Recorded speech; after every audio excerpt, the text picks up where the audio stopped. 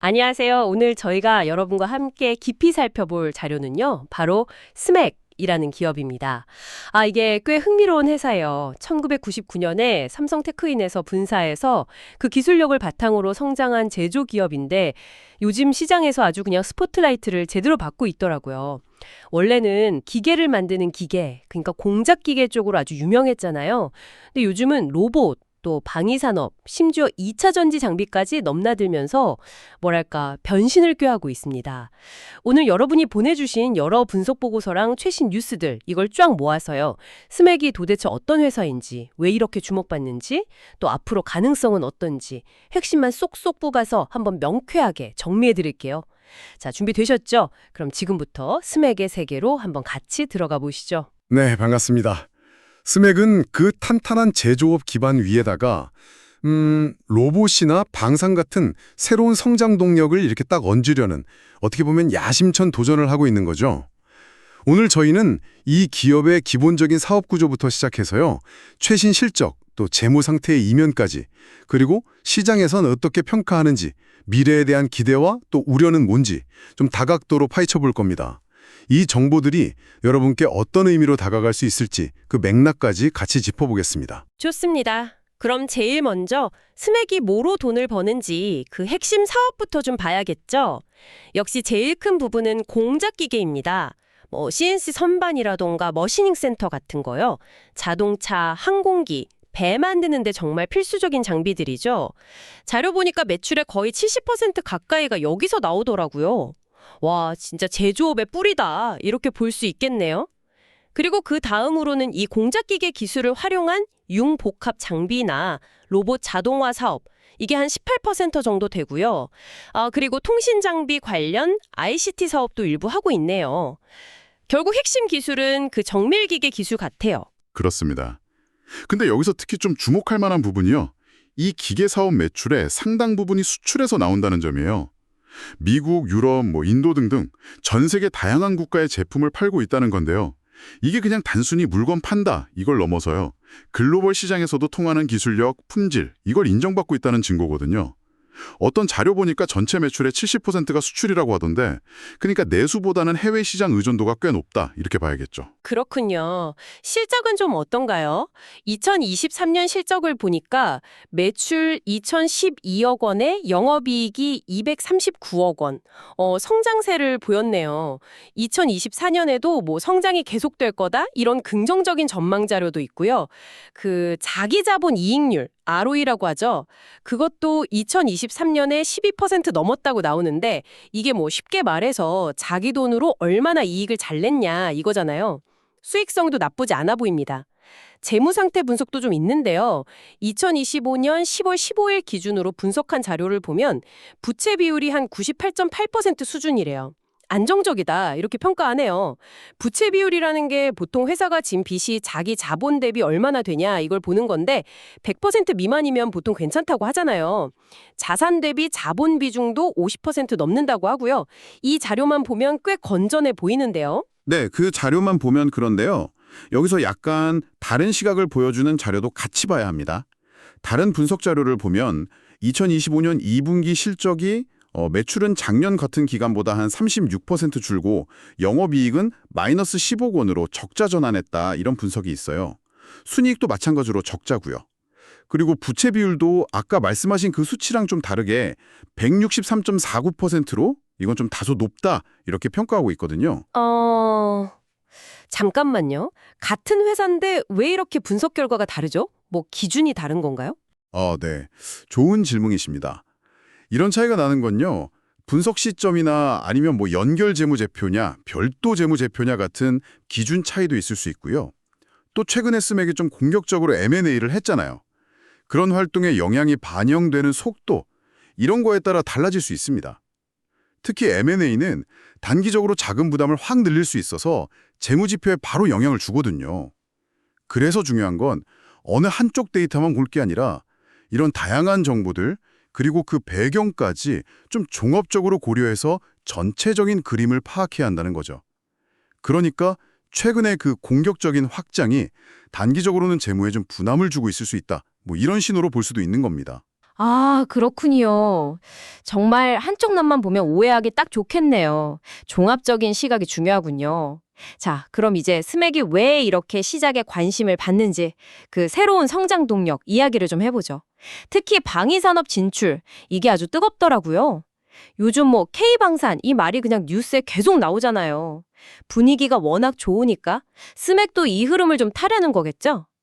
원래 항공기 부품 가공 경험이 좀 있었다고 하는데 이걸 넘어서서 이제 방산 장비, 특히 그 지뢰 제거 로봇 같은 거 있잖아요.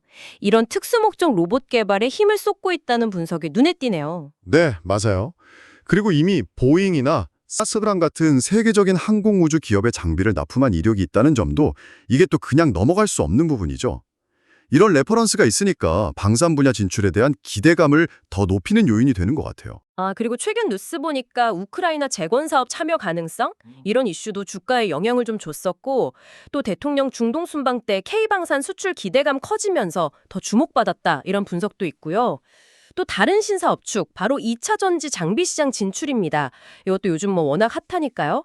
전기차 시장이 커지면서 배터리 수요가 늘어나는데 이 배터리 만드는 공정에 필요한 자동화 설비나 검사 장비, 이걸 만들어서 새로운 먹거리를 찾겠다, 이런 전략으로 보입니다. 여기서 이제 중요한 연결고리가 딱 보이는 거죠. 스맥이 그냥 요즘 이게 유망하다네 하고 그냥 뛰어드는 게 아니라는 겁니다. 자신들이 원래 가지고 있던 강점, 그러니까 공작기기 기술하고 자동화 노하우, 이걸 아주 적극적으로 활용하고 있다는 점이에요. 정밀하게 기계를 제어하고 자동화하는 기술, 이게 산업용 로봇은 물론이고 방산 분야의 특수 로봇이나 또 2차 전지 생산 라인 효율 높이는데 아주 핵심적인 역할을 하거든요. 아, 그렇죠. 그 기술이 다 연결되는군요. 네. 그 기존 기술력이 신사업 확장에 아주 든든한 발판이 되는 셈이죠.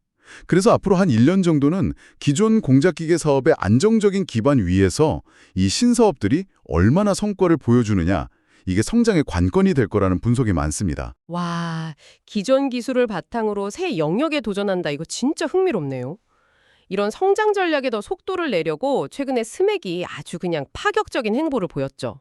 바로 현대위아의 공작기계 사업부 인수 추진 소식입니다.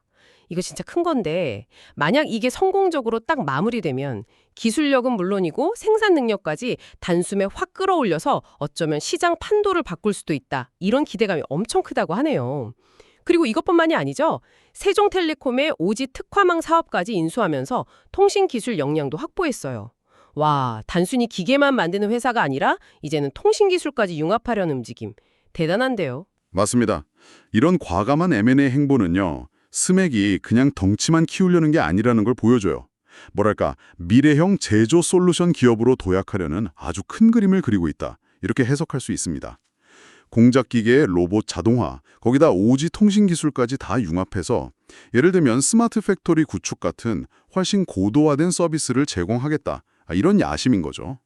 이미 뭐 AI 팩토리 전문 기업으로 선정됐다는 소식도 있던데 다 이런 맥락에서 이해할 수 있습니다. 스마트 팩토리까지. 그림이 정말 크네요. 네, 그런데 이런 공격적인 M&A는 항상 동전의 양면 같아요.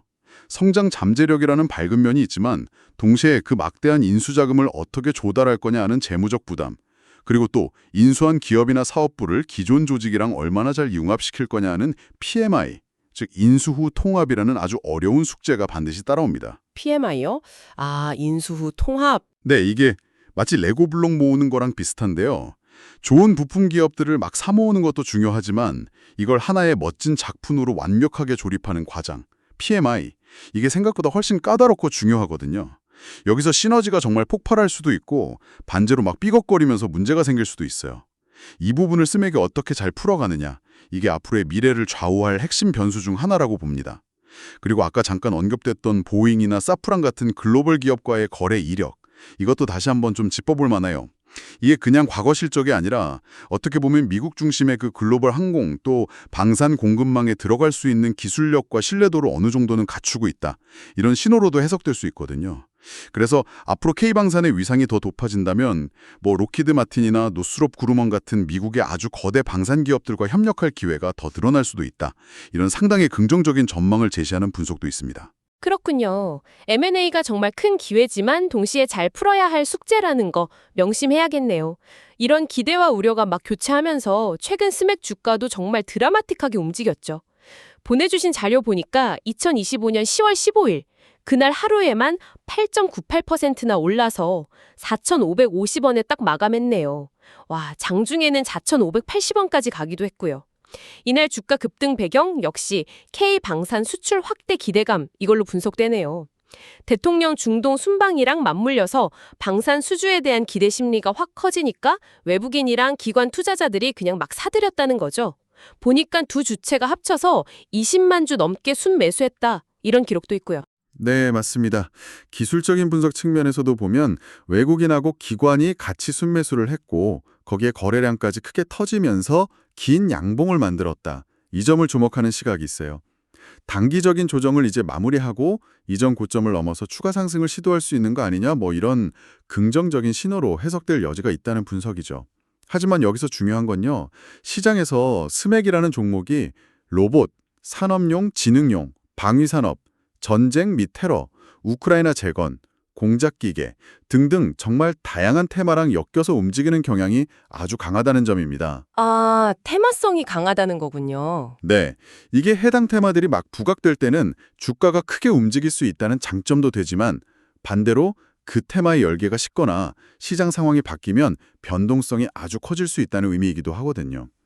그래서 단기적인 주가 등락보다는 역시 기업의 본질적인 가치 변화라든지 아까 말씀드린 M&A 통합 과정, 신사업 성과 이런 것들을 좀 꾸준히 살펴보는 게 더 중요하다고 할 수 있겠습니다. 맞아요. 테마성 움직임은 진짜 변동성이 클 수 있으니까 그 점은 꼭 유념해야겠네요. 자, 그럼 이쯤에서 투자 관점에서 봤을 때 기회 요인이랑 위험 요인을 한번 정리해 볼까요? 제공된 자료들에서는 스맥의 투자 매력 포인트로 역시 그 안정적인 기반 사업, 공작기계 위에다가 로봇, 방산, 2차 전지라는 확실한 성장 스토리를 딱 얹었다는 점, 이걸 꼽고 있네요. 다만 최근에 주가가 단기간에 좀 많이 오른 점을 고려해서 섣불리 치경 매수하는 것보다는 주가가 좀 조정을 받을 때 그때 나눠서 매수하는 전략을 제안하는 분석도 있습니다. 기술적으로는 4,000원에서 4,200원 사이, 여기를 좀 지지선으로 보는 시각도 있고요. 참고로 PBR이나 PER 같은 가치지표 언급된 자료도 있는데요. PBR은 주가가 회사 순자산 가치 대비 몇 배냐, PER은 주가가 벌어들이는 순이익 대비 몇 배냐, 이걸 보여주는 지표죠. 이걸 뭐 동종업계나 과거 수치랑 비교하면서 현재 주가 수준이 어느 정도인지 가늠해 볼 수 있습니다. 물론 모든 투자의 최종 판단과 책임은 투자자 본인에게 있다는 점, 이건 뭐 아무리 강조해도 지나치지 않죠. 그리고 반드시 짚고 넘어가야 할 위험 요인들이 있습니다. 첫째는 아까 잠깐 나왔던 얘기인데 주가가 너무 빨리 오르다 보니까 투자 경고 종목 지정 가능성이 제기됐다는 점이에요. 최근 며칠간 주가가 너무 과도하게 빠르게 오르면 시장에서 잠깐, 이거 너무 과열된 거 아니야? 하고 주의를 주는 의미로 투자 주의나 투자 경고 딱지를 붙일 수 있거든요. 그런 제도가 있죠. 네, 스맥이 이 기준에 해당될 수 있다는 경고가 나온 거죠. 만약 실제로 지정되면 일정 기간 거래가 정지될 수도 있고 해서 단기적인 변동성을 키울 수 있는 요인입니다. 둘째는 역시 계속 말씀드리는 공격적인 M&A에 따른 자금 조달 부담입니다. 큰 규모의 인수를 연달아 추진하면서 필요한 돈을 어떻게 안정적으로 마련할 거냐, 그리고 이것 때문에 재무 건전성이 나빠지지는 않을 거냐, 이건 계속 지켜봐야 하는 부분이고요. 마지막으로 자료에 따르면 과거에 최대 주주가 여러 차례 바뀌었던 이력이 좀 있고 최근에도 지배구조 관련해서 여러저런 움직임이 보도되기도 하고요. 그래서 경영권 안정성에 대한 물음표가 좀 있다는 점도 지적되고 있습니다. 최대 주주 변경 이력, 그것도 중요하죠. 네, 안정적인 지배구조는 장기적인 기업 성장에 아주 중요한 기반이 되기 때문에 이 부분 역시 투자자들이 좀 면밀히 살펴봐야 할 요소라고 할 수 있습니다. 네, 오늘은 공작기계 명가에서 출발해서 로봇, 방산, 2차 전지, 통신기술까지 아우르면서 미래를 향해 아주 빠르게 변신을 시도하고 있는 기업이죠. 스맥에 대해서 정말 깊이 있게 파헤쳐 봤습니다. 탄탄한 뿌리 위에다가 새로운 날개를 달려는 그 야심찬 시도, 정말 인상 깊네요. 그렇습니다. 스맥은 어떻게 보면 전통 제조업이 가진 기술력과 노하우가 새로운 산업 트렌드랑 딱 만나서 어떻게 시너지를 낼 수 있는지 이걸 보여주면 아주 흥미로운 사례가 될 수 있다고 생각해요. 하지만 동시에 빠른 성장에는 그만큼의 성장통이 따르듯이 재무적인 안정성을 어떻게 확보할 거냐, 또 M&A를 성공적으로 통합할 거냐, 그리고 경영 안정성을 어떻게 유지할 거냐, 이런 만만치 않은 과제들을 안고 있는 것도 사실입니다. 특히 그 현대위아 공잡기계 사업부 인수권이 최종적으로 어떤 모습으로 마무리되고 그 이후에 두 조직이 얼마나 매끄럽게 하나가 되느냐, 이게 앞으로 스맥의 행보에 정말 결정적인 영향을 미칠 것으로 보입니다. 맞아요. K방산이나 로봇 산업의 성장은 이제 막 시작 단계다. 이런 분석이 많은 만큼 스맥이 이런 시대적인 흐름을 잘 타고 또 안고 있는 과제들을 슬기롭게 해결해서 한 단계 더 도약할 수 있을지 앞으로의 행보를 정말 관심 있게 지켜볼 필요가 있겠습니다. 네, 오늘 저희가 살펴본 스맥처럼요, 익숙한 자기 영역에만 머무르지 않고 새로운 기술이나 시장 변화에 발맞춰서 과감하게 변신을 시도하는 기업들이 점점 많아지고 있습니다. 마지막으로 여러분께 질문 하나를 던지면서 마무리할까 하는데요. 만약 여러분이 이런 기업을 평가한다면 여러 분야로 아주 빠르게 뻗어나가는 성장의 속도와 그 과정에서의 어떤 재무적, 조직적 성장의 안정성 중에서 어느 쪽에 조금 더 무게를 두시겠습니까? 정답은 없겠지만 한 번쯤 고민해 보시면 기업을 바라보는 여러분만의 관점을 세우는 데 도움이 되지 않을까 싶습니다. 네, 오늘 저희와 함께 이렇게 깊이 있는 정보 탐험 함께 해주셔서 정말 감사합니다. 다음 시간에도 여러분의 지적 호기심을 팍팍 채워드릴 흥미로운 이야기로 다시 찾아뵙겠습니다.